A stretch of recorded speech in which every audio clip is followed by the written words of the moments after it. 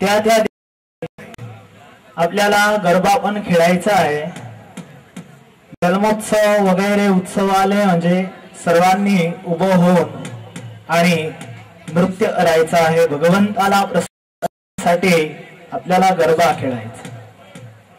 तुमची इच्छा असली तर अजून परेशभाई एक कीर्तन गातील। परेशभाई आ लोकोनी इच्छा असे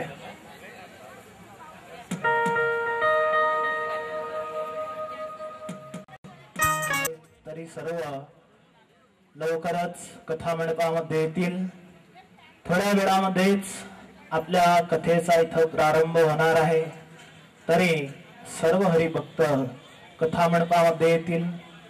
भक्तांनो, आज आपल्या कथेचा द्वितीय दिवस।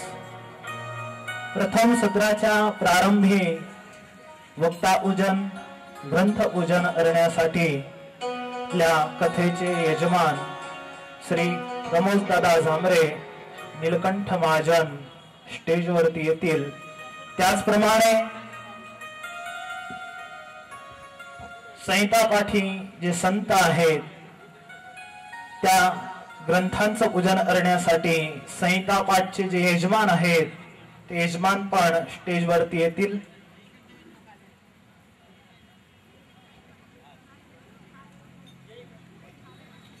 सुनीता संतोष झांबरे सौ श्रीमती यांच्या इथून कोणी आलं असलं तर इथं स्टेजवर संहिता पाठचं पूजन करण्यासाठी येतील। त्याचप्रमाणे युवराज यादव राणे, राहुल वसंत राणे, डॉक्टर स्नेहल विष्णू फेगडे आणि एच.एन. पाटील वरती स्टेजवर संहिता पाठच्या ग्रंथांचं पूजन करण्यासाठी येतील।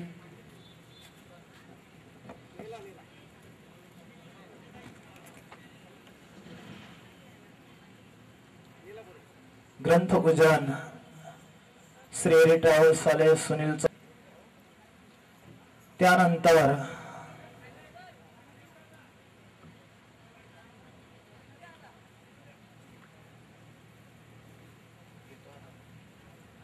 देवराम चौधरी, अमोल लक्ष्मण पाटील स्टेज पुढे येतील। त्याचप्रमाणे यावलून माणिक शेठ आलेले आहेत ते पण स्टेज पुढे येतील। चिखलीहून मोतीराम शेठ आलेले आहेत ते पण स्टेज पुढे येतील। भुसालहून राणी इथं आलेले आहेत ते पण स्टेज पुढे येऊन उभे राहतील। महिला वर्गामध्ये कोठरा गावाहून सेवा करण्यासाठी आलेल्या स्वयंसेविका सर्व तिथं भगवंताचा फोटो आहे, भगवंताची प्रतिमा आहे तिथं उभ्या राहतील आणि भगवंताची आरती उतारतील। पोपट सर भुसारून आलेले आहेत ते पण स्टेज पुढे येऊन उभे राहतील। स्वयंसेवकांना विनंती, आरतीची तयारी करतील। पंख्याले भाऊ पंखाबंद करतील।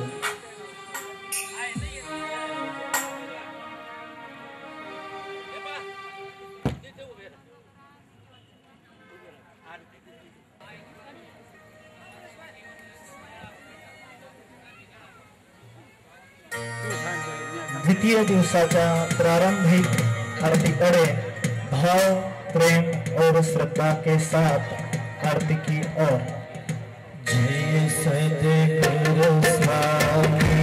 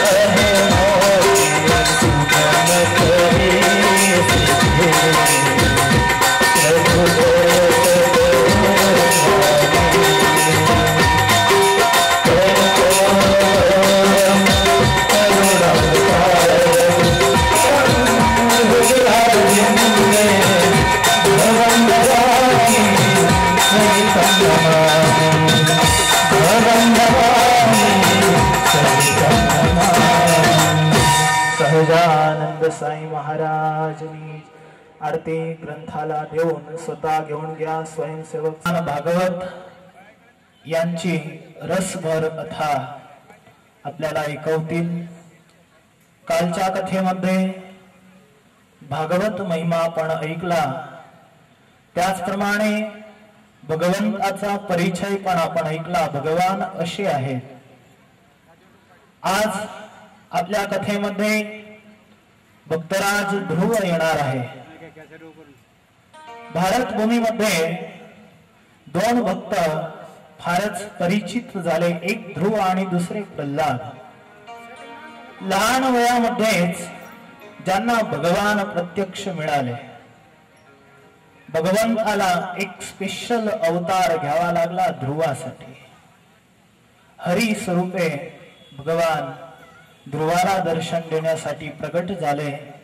ते आबेहूब दृश्य ज्याप्रमाणे भगवंताने ध्रुवाला दर्शन दिले होते, गुरु नारदजींचा योग ध्रुवाला झाला आणि त्यांच्या माध्यमातून भगवंताला ते साध्य करू शकले।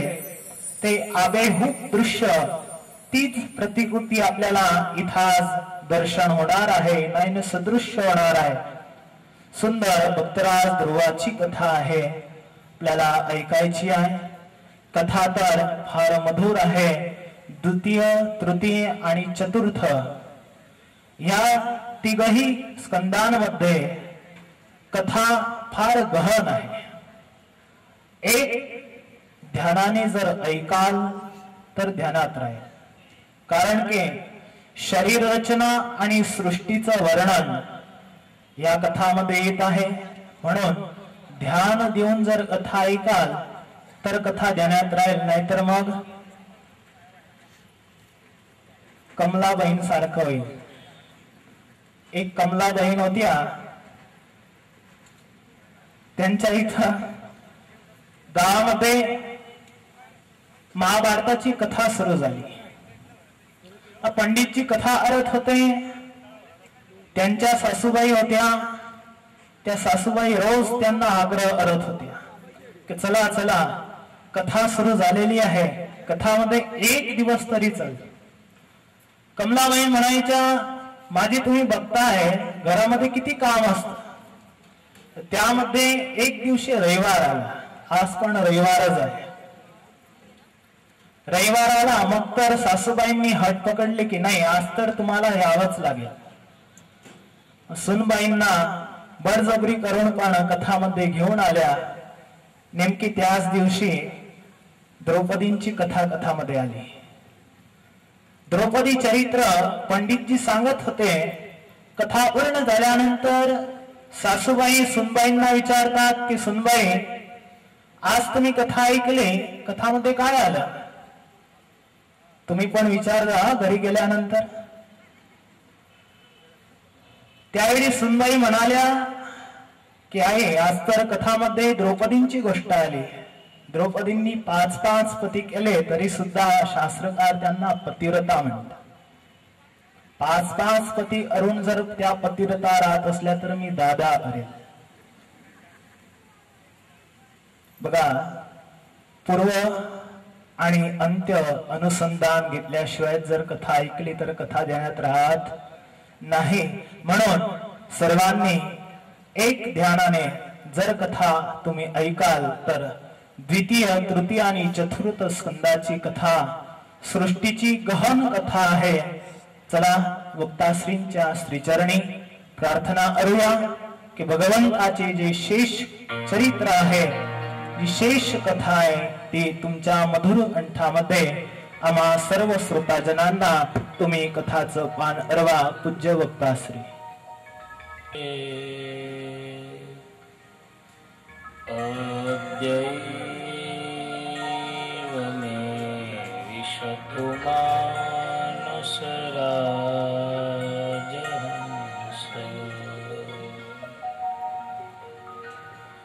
प्राण प्रयाण समये कफवात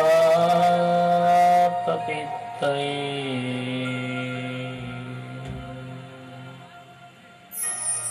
कंठारोदनविध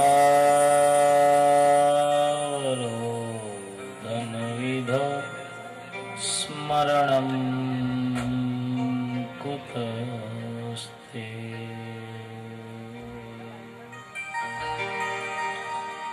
वसुदेवसुतं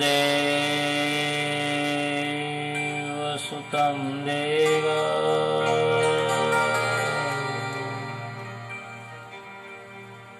कंसचाणूरमर्दनम्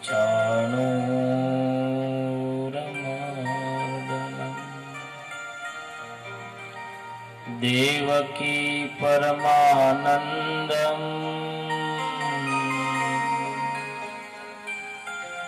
कृष्णं वन्दे जगद्गुरुम्।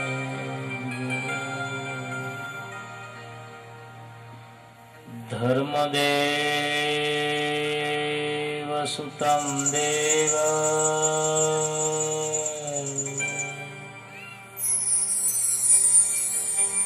कालीपिबैकमर्दनम्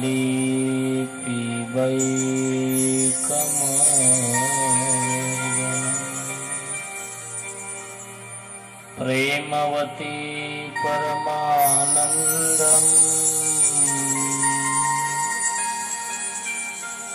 हरिं वन्दे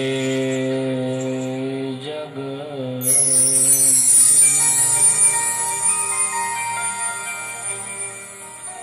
वक्रतुण्ड महाकाय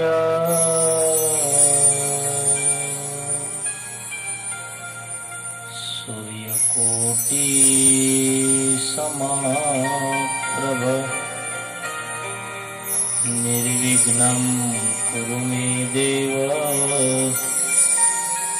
सर्वकार्येषु सर्वदा सर्वकार्येषु सर्वदा। स्वामिनारायण स्वामिनारायण स्वामिनारायण स्वामी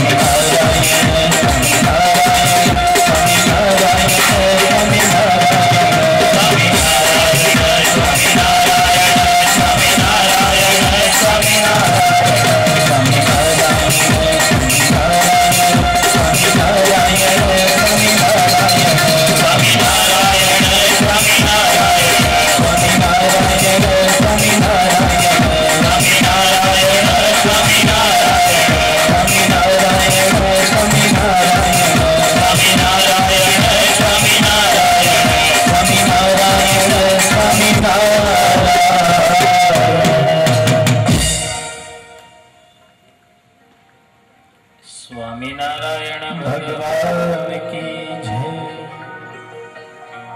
श्री बालकृष्ण लाल की जय।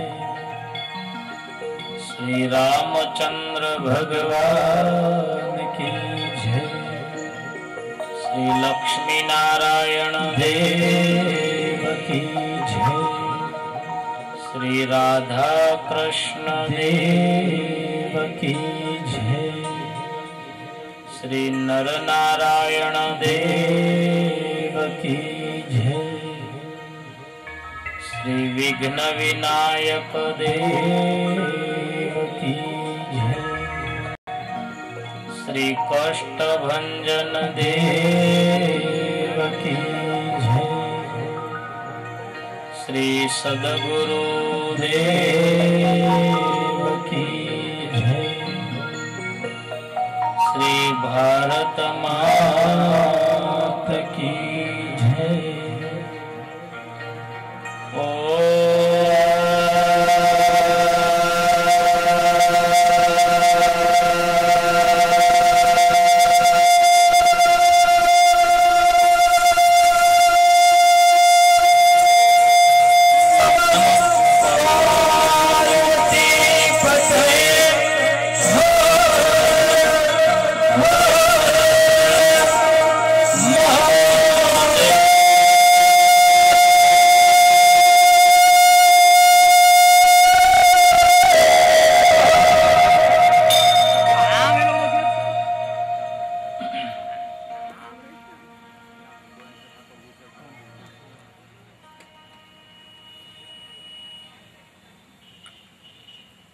इष्टदेव भगवान स्वामीनारायण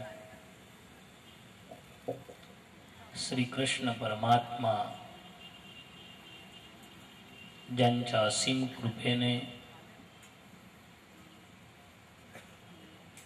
श्रीमद भागवत सप्ताहाचा आज द्वितीय दिवस प्रथम सत्राची कथा आपण प्रारंभ करू। शास्त्रांचा असा नियम आहे, कोणचंही सत्कार्य करायचं असलं तीन गोष्टींची आवश्यकता असते।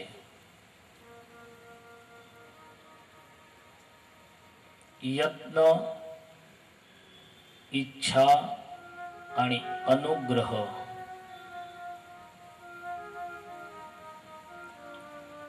कोणचंही कार्य करण्याची आपण इच्छा करतो। यत्न म्हणजे प्रयत्न। इच्छा झाल्यानंतर जोपर्यंत प्रयत्न आपण करत नाही तोपर्यंत कार्य होऊ शकत नाही। जळगाव शहरामध्ये दूर दूर विभागामध्ये राहिलेले सर्व भक्तजन अनेक वर्षांपासून इच्छा करत होते या शहरामध्ये,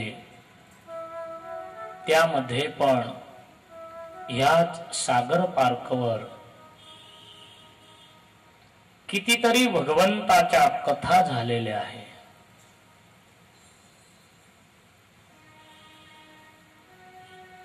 अनेक सद्ग्रंथांचं वाचन या ग्राउंडवर झालेलं आहे। हिंदी भाषेमध्ये प्रत्येक आयोजन झालेले आहे। आपली 22 तारखेला कथा पूर्ण होईल, पुन्हा 27 तारखेला याच ग्राउंडवर इतर संप्रदायाची कथा चालू होईल।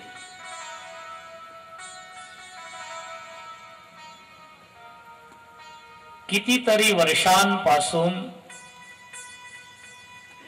स्थानिक हरिभक्तांची अशी इच्छा होती, स्वामीनारायण संप्रदायाच्या संतांच्या मुखापासून श्रीमद भागवत सारखा महाग्रंथ तोय मराठी भाषेमध्ये श्रवण करावा इच्छा तर आपण केली, पण जोपर्यंत आपण प्रयत्न करणार नाही, इच्छा झाल्यानंतर धन्यवाद आहे आयोजकांना की ज्यांनी प्रयत्न करून सुंदर आयोजन केलेलं आहे. एवढ्या गरमीमध्ये पण तुम्हालाही सर्वांना धन्यवाद आहे. आजच्या पेपरामध्ये होतं की 42 डिग्रीच्या वरती तापमान होतं, तरी सुद्धा श्रद्धाळू सर्व भक्तजन येऊन आणि तुम्ही इथे बसतात, तुम्हाला पण धन्यवाद आहे. आयोजकांनी प्रयत्न केले, पण शेवटी जोपर्यंत अनुग्रह परमेश्वराचा आशीर्वाद, संत पुरुषांचा आशीर्वाद कार्यामध्ये भिडत नाही, तोपर्यंत कार्याचा प्रारंभ होऊ शकत नाही. आपण सर्व एकत्रित होऊन इच्छा केली, प्रयत्न केला की हे कार्य आम्हाला करायचं आहे, पण कार्याचा प्रारंभ केव्हा होतो? ईश्वराचा आशीर्वाद, अनुग्रह, मोठ्या संतांचा अनुग्रह. आमचे गुरुपूज्य गोविंद स्वामी शास्त्री विश्वप्रकाश दासजी, माझे सहवक्ता त्यांचे गुरुपूज्य नीलम स्वामी, अशा महान संतांच्या आशीर्वादामुळे, अनुग्रहामुळे अशा सत्कार्याचा प्रारंभ होत असतो. कर्म करणं ते आपलं कर्तव्य आहे. फळ देणं ते ईश्वराच्या हातात आहे. कर्मण्येवाधिकारस्ते मा फलेषु कदाचन. कर्म करणं ते आपलं कर्तव्य आहे, पण फळ देणं ते ईश्वराच्या हातामध्ये आहे. प्रत्येक मनुष्य कर्म करताना असे विचार करत असतो की यापासून चांगल्यात चांगलं फळ मला मिळावं. शेतकरी ज्यावेळी शेतामध्ये पेरणी करत असतो, त्यावेळी त्याच्या मनामध्ये काय विचार असतात की मी एक दाणा या जमीन मध्ये टाकत आहे, यापासून मला शेकडो हजारो दाणे मिळतील. पण फळ देणं ते ईश्वराच्या हातामध्ये आहे. कर्म आपण करा, ईश्वरावर श्रद्धा ठेवा, परमेश्वरावर श्रद्धा ठेवा. आध्यात्मिक मार्गामध्ये श्रद्धा आणि विश्वास. एक मुस्लिम युवक रोज मस्जिद मध्ये जाऊन 5 वेळ नमाज पढायचा. त्याच्या नियमाप्रमाणे दिवसामधून 5 वेळ तो मस्जिद मध्ये जाऊन नमाज करायचा. 1 वर्ष झालं, 2 वर्ष झाले, सतत 25 वर्षापर्यंत 25 वर्षापर्यंत नियमित तो युवक मस्जिद मध्ये जाऊन एकच जागेवर बसून 5 वेळ नमाज करायचा. 25 वर्षानंतर आकाशवाणी झाली. त्या युवकला आकाशवाणीने संबोधन केलं कि तू नमाज करत आहे, पण तेरी बंदगी खुदा को मंजूर नहीं है. तेरी बंदगी खुदा को मंजूर नहीं है. अशी आकाशवाणी झाली. तो युवक उभा होऊन नाचू लागला, कुदू लागला. आकाशवाणीने सांगितलं की तेरी बंदगी खुदा को मंजूर नाही. तू जे प्रार्थना करतो आहे, तू जे स्तुती करत आहे, ते ईश्वराला मंजूर नाही. हे ऐकून तो नाचू लागला, कुदू लागला. बाजूला एक मौली उभा होता. तो मौली त्याला म्हणतो, बेवकूफ, 25 वर्षापासून तू मेहनत करत आहे आणि आकाशवाणीने असं सांगितलं की तेरी बंदगी खुदा को मंजूर नहीं. बेवकूफ, तू नाचू लागला, कोदू लागला. त्या युवकने जवाब दिला, हाथ जोड़ले के मौली, आपके आगे तो मैं बहुत छोटा हूं, लेकिन इतना चौक्कस, इतना जरूर मैं जानता हूं कि भगवंताच्या घरी भले माझी बंदगी मंजूर नसो, माझी प्रार्थना मंजूर नसो, पण ईश्वराला माहिती आहे की मी प्रार्थना करत आहे. 25 वर्षापासून मी त्याची प्रार्थना करत आहे ते त्याला माहिती आहे. बस इतना ही काफी है. उसको पता चला कि मैं रोज प्रार्थना करता हूं, रोज स्तुति करता हूं. उसको पता चला उतना ही काफी है. कर्मण्येवाधिकारस्ते मा फलेषु कदाचन. श्रीमद भागवत ग्रंथाची कथा, त्यामध्ये प्रथम स्कंदाची कथा आपल्याला समजवेल. कर्म करणं ते आपलं कर्तव्य आहे. फळ देणं ते ईश्वराच्या हातात आहे. तर भक्तांनो, प्रथम स्कंदाचा प्रारंभ आपण कालच्या दुसऱ्या सत्रामध्ये ऐकला होता. 88,000 ऋषी मुनी नैमिषारण्यामध्ये बसलेले आहे. सूत पुराणी वक्ता झालेले आहे. शौनकादिकांनी मुख्य 3 प्रश्न केले होते. अनेक प्रश्नांमध्ये 3 प्रश्न मुख्य होते. किती लोकांना याद आहे? ज्यांना याद असतील हात उंच करा. बस कोई नहीं. काल 5-5.5 तास आपण इथे बसून कथा ऐकली. काल मी तुम्हाला सांगितलं होतं नोट आणि पेन घेऊन बसायचं. 7 दिन की ये अपनी स्कूल है.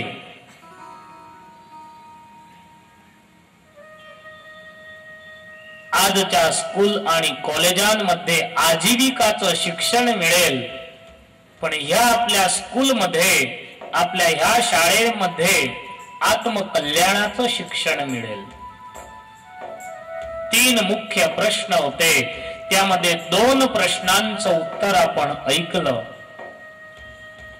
भागवत ग्रंथाची रचना कुठे झाली, कोणी केली आणि केव्हा केली? भागवतजीचे आदिवक्ता कोण होते, प्रचार कोणी केला, या 2 प्रश्नांचं समाधान आपण ऐकलं. 3रा प्रश्न होता, ससम्राट कस्य वा हेतो पांडुना मानवर्धन. पांडवांच्या वंशामध्ये झालेले महाराजा परीक्षित राजा ब्राह्मणांना विचारून राज्यकारभार करत होते. परीक्षितोथ राजर्षे जन्म कर्म विलीयनम संस्थांच पांडुपुत्राणाम वक्षे कृष्ण कथोदयम.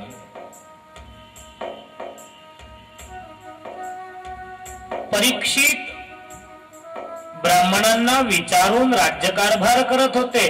तर परीक्षितला ब्राह्मणांचा शाप का झाला? परीक्षितजीची कथा फार समजण्यासारखी आहे. परीक्षितला शाप कशामुळे झाला? शौनकादिक सूत पुराणी जवळ हात जोडतात. सूत पुराणी 3ऱ्या प्रश्नाचं समाधान करतात. प्रथम स्कंदाच्या अंतिम अध्यायांमध्ये महाभारताचं दर्शन करवलं आहे. इथे थोडी महाभारताची कथा दाखवली आहे.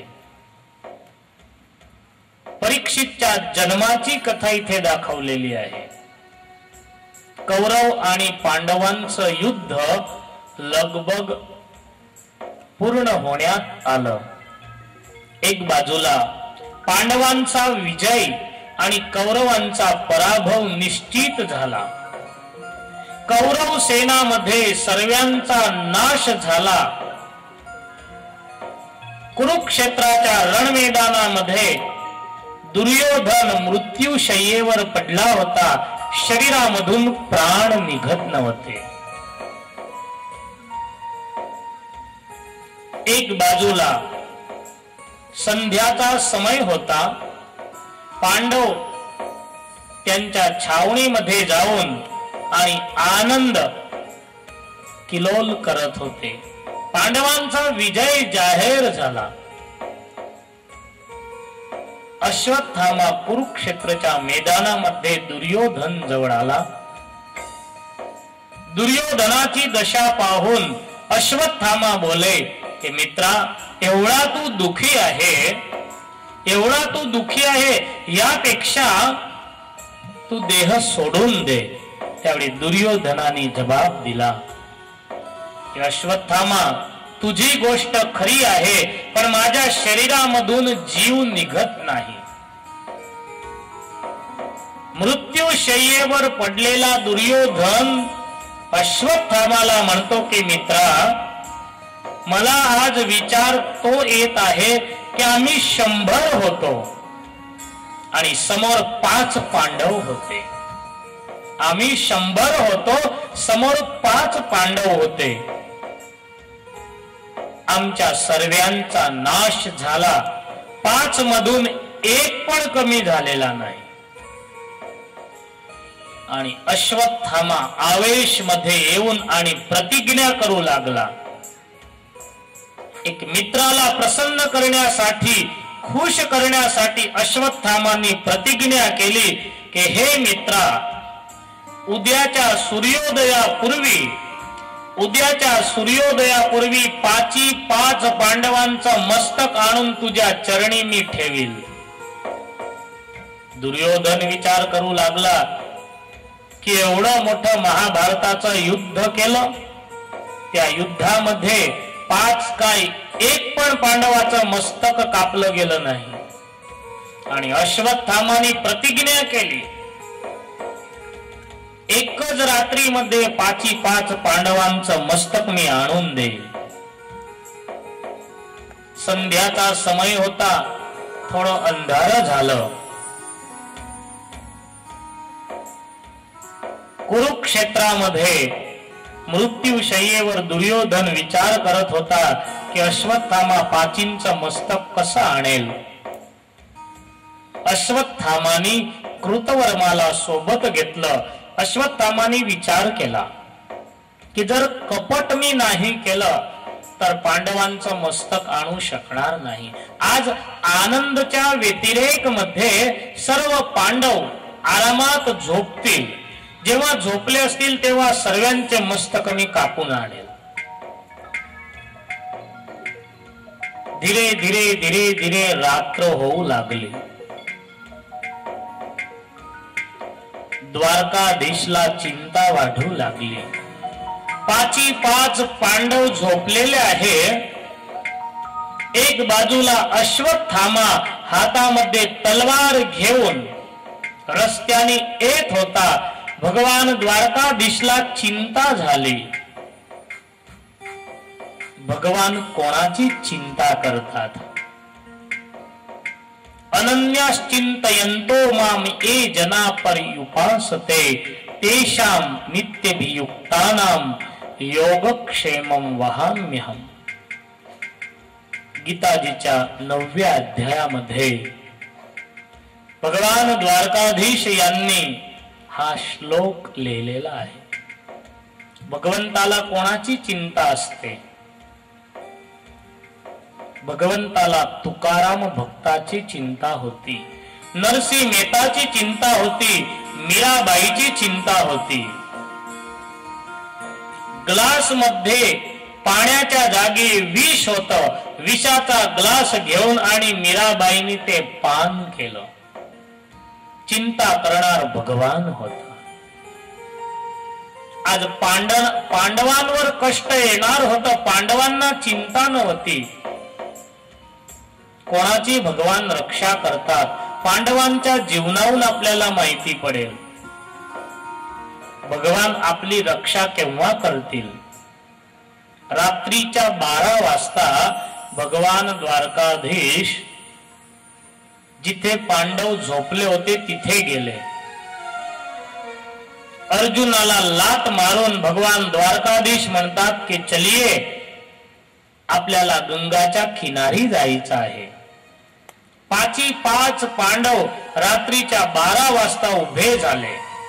पुढे भगवान द्वारकाधीश त्यांच्या मागे युधिष्ठिर भीम अर्जुन नकुल और सहदेव 5 भगवंताच्या मागे चालू लागले. 5 मधून एकालाही अशी शंका झाली नाही की रात्रीच्या 12 वाजता तिथे काय काम आहे. दृढम मे विश्वास हो. पांडवांना भगवंतावर दृढ विश्वास होता आणि ज्याला विश्वास पांडवांसारखा आहे कारण की विश्वासाशिवाय भगवंताची भक्ती होऊ शकत नाही. बिनु विश्वास भक्ती न होई. पांडवांसारखा ज्यांना भगवंतावर विश्वास आहे श्रद्धा आहे त्याच्यासाठी हा गीतामध्ये श्लोक लिहिलेला आहे. तेषाम नित्यभियुक्तानाम योगक्षेमम वहाम्यहम. रात्रीच्या 12 वाजता भगवंताने 5 पांडवांना उठवलं कारण की भगवंताला चिंता होती की आता अश्वत्थामा येईल आणि 5चे मस्तक कापून टाकेल. आता माझी चिंता तुझ नारायण. आता माझी चिंता तुझ नारायण. रुक्मणी रमणा रुक्मणी रमणा वासुदेव. आता माझी चिंता तुझ नारायण. आता माझी चिंता तुझ नारायण. भगवान कोणाची चिंता करतात. आपल्याला तर चांगली गाडी भेटून गेली चांगला बंगला भेटून गेला सुखामध्ये आपण भगवंताचा विश्वास ठेवत नाही. दृढम्य विश्वासो ज्याला पूर्ण विश्वास आहे त्याची चिंता भगवान करत असतात.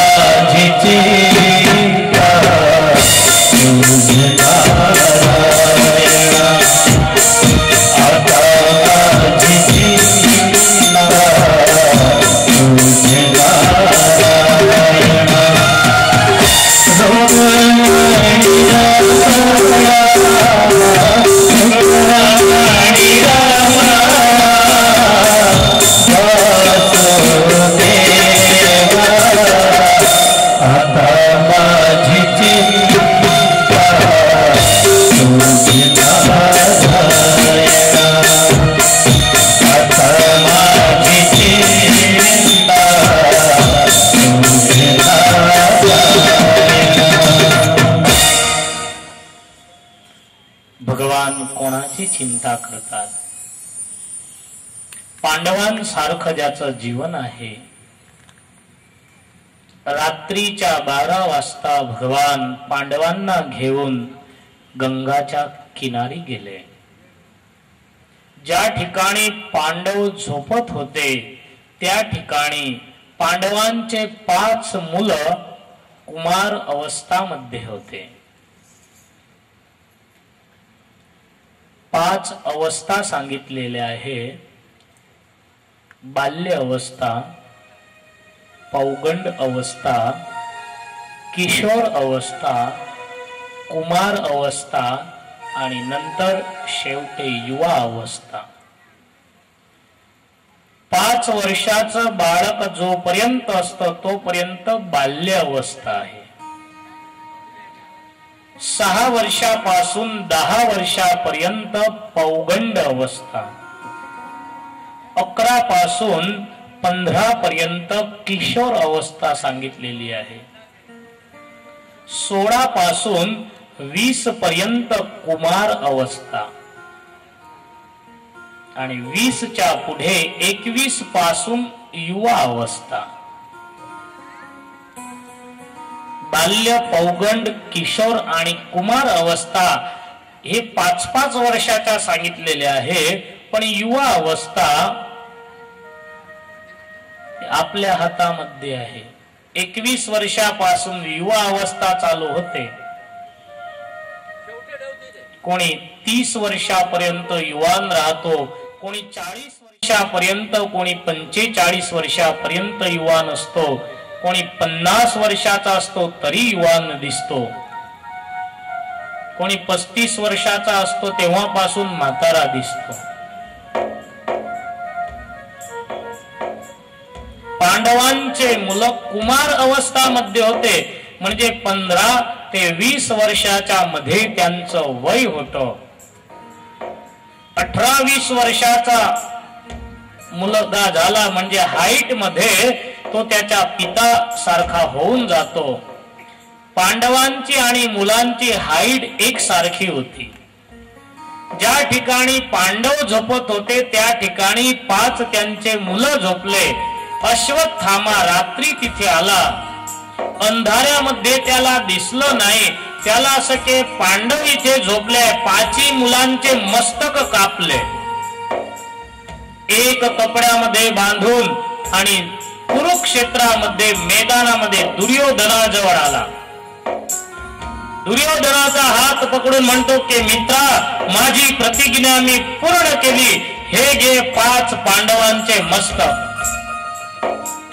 आणि दुर्योधनाला आश्चर्य झालं की अश्वत्थामा, ज्याच्यासाठी एवढं मोठं भयंकर मी युद्ध करवलं, अरे मला जर माहिती असतं की तू 1 रात्रीमध्ये 5 पांडवांचे मस्तक आणून देशील तेवढं मोठं युद्ध केलं नसतं. सर्वात आधी मला भीमाचं मस्तक दे, सर्वात आधी मला भीमाचं मस्तक दे. 5 मस्तकांमधून भीमपुत्राचं जे मस्तक होतं ते घेऊन आणि अश्वत्थामाने दुर्योधनाच्या हातात ठेवलं. दुर्योधनांनी 2 हातांनी ते मस्तक दाबलं. मस्तकाचा चुरा झाला. दुर्योधन म्हणतो की अश्वत्थामा, हे भीमाचं मस्तक नाही, भीमाचं मस्तक नाही. मला पाहू दे तू कोणाचे डोके कापून आणले. आणि दुर्योधनाची नजर पडली.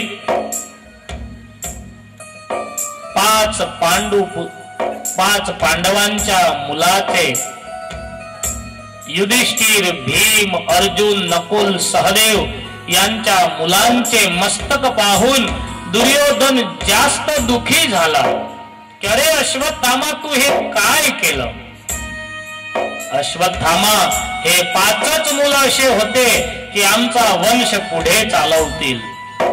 आता या पृथ्वीवर पांडव आणि कौरवांचा वंश खलास झाला. तू माझं दुःख जास्त वाढवलं. दुखामध्ये ने दुखामध्ये दुर्योधनाने देह सोडून दिला, प्राण निघून गेले. अश्वत्थामा तिथून पडू लागला. त्याला माहिती पडलं गंगाच्या किनारी जाऊन आणि भगवान म्हणतात चला आपल्याला आता परत जायचं आहे. 5 मधून एक पण प्रश्न करत नाही. केवढ्या रात्रीला आम्हाला उठवलं, गंगाच्या किनारी आणलं आणि आता परत घेऊन जात आहे. काहीच काम न होतं इथे, कशाला आम्हाला उठवलं. 5 पांडव परत फिरले. स्वतःच्या छावणीकडे येत होते. दुरून द्रौपदीच्या रडण्याचा आवाज आला.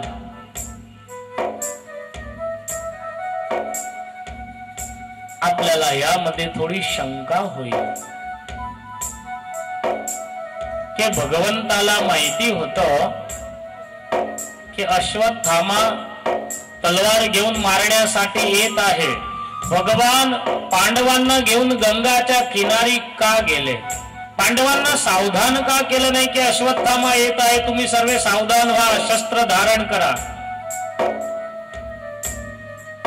पण अति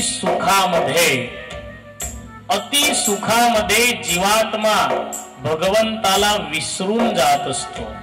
म्हणून भगवान एकात ब्रेक आपल्याला मारतात.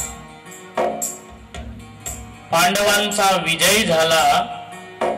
आता पांडवांच्या जीवनामध्ये काहीच दुःख नव्हतं, म्हणून भगवंताने हे ब्रेक मारले. रामायणाचा प्रसंग आहे. सुग्रीवला भगवंताने सुखी केला. वालीचा वध करून सुग्रीवची पत्नी सुग्रीवला सुपूर्द केली. राज्य सुग्रीवला दिलं. सुग्रीव सुखी झाला.